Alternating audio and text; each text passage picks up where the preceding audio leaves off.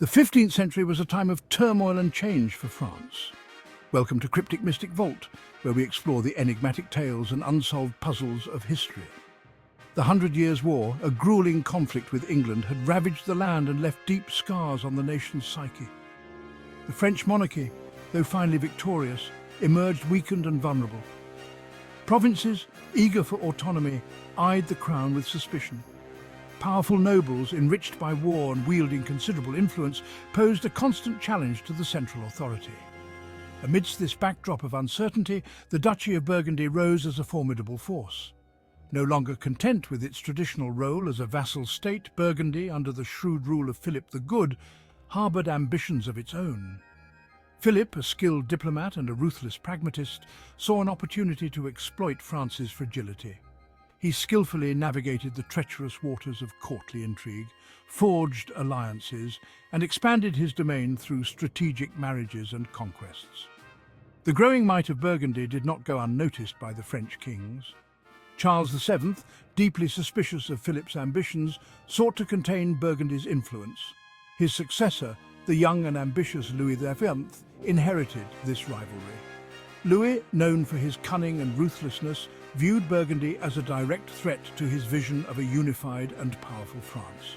The stage was set for a clash of titans. France and Burgundy, once bound by feudal ties, now stood poised on the brink of war, their rivalry fueled by ambition, mistrust, and the echoes of past grievances.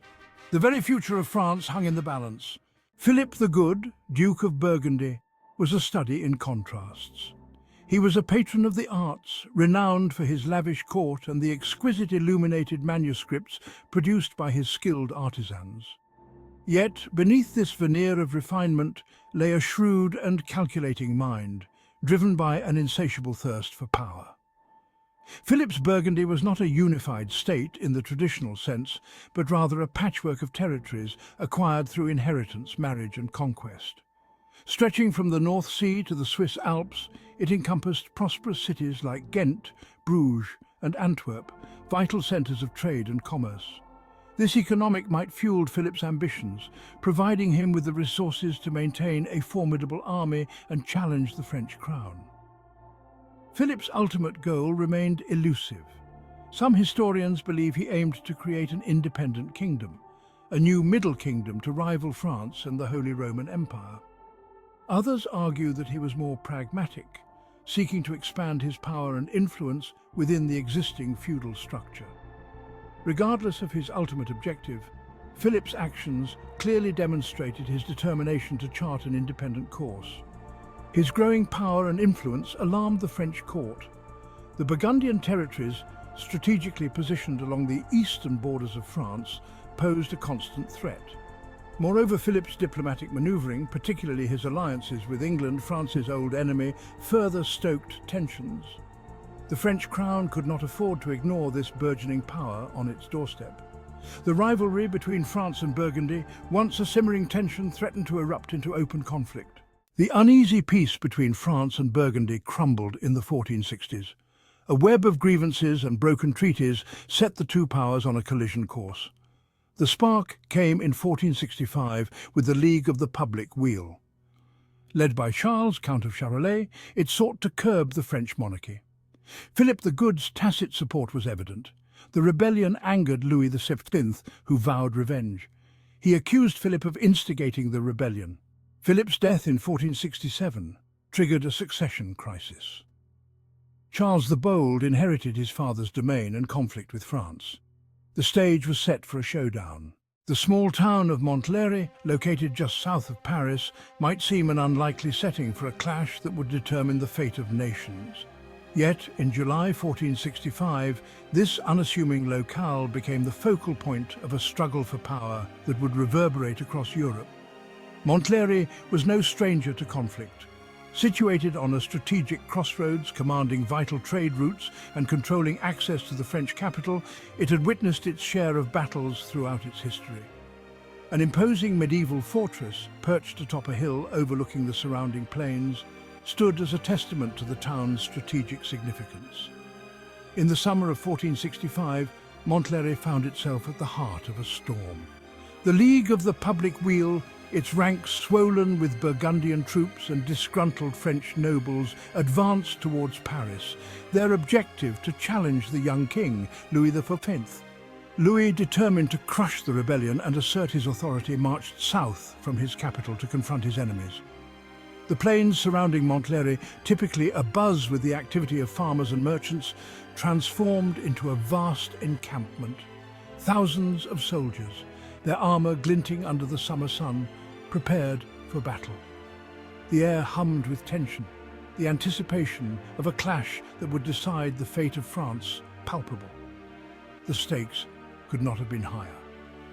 For Louis XIV, defeat at Montlhéry would be disastrous, potentially emboldening his enemies and plunging France back into chaos. For Charles the Bold, leading the Burgundian contingent, victory would cement his reputation as a military commander and bolster the League's chances of success. Montlhéry, once an unremarkable town, was poised to become a battleground where the destiny of nations would be decided. Imagine for a moment an alternate outcome of the Battle of Montlhéry. What if the forces of the League of the Public Weal had triumphed over the young king, Louis XII? The repercussions would have been far-reaching and profound. The French crown, already fragile, would have faced significant instability. The Burgundian forces, emboldened by their victory, might have seized more territories, leading to a fragmented France. This fragmentation could have delayed the centralization of power, a process critical to the formation of the modern French state. The ripple effects would not have been confined to France alone. The 100 Years' War, already a protracted and devastating conflict, might have extended further. This prolonged war could have altered the rise of nation-states, delaying the Renaissance and its transformative impact on European society. The balance of power in Europe would have shifted dramatically. A weakened French crown might have altered the outcomes of future conflicts and alliances, paving the way for different political landscapes. The Burgundian influence could have grown, reshaping the borders and the very fabric of Europe. Montlhéry, a small town that found itself at the heart of a storm, could have been the pivot point of an entirely different history. A history where the unity of France was delayed, where the Renaissance dawned later, and where the power dynamics of Europe were forever changed. This alternate history reminds us of the delicate balance upon which our past is built. Every decision, every battle, every outcome weaves the intricate tapestry of our shared history. And in the plains of Montlhéry, the threads of destiny were once more tightly interwoven. What if the crown had fallen that day? What if the Burgundians had seized the moment? History, as we know it, might have taken a different path, leading us to a world unrecognizable from our own. Such is the power of a single battle, a single moment in time to shape the course of nations. And so, Montlhéry stands as a testament to the fragile and ever-changing nature of history, a crossroads not just of trade routes, but of destinies. The Battle of Montlhéry, a pivotal clash with the power to alter the very fabric of our world. In this alternate history, the echoes of that fateful day in July 1465 remind us of the delicate balance upon which our world is built and the profound impact of those who dare to challenge the status quo. The possibilities are endless and the lessons timeless. Don't forget to like, comment, share and subscribe for more mind-blowing discoveries and thrilling adventures into the past.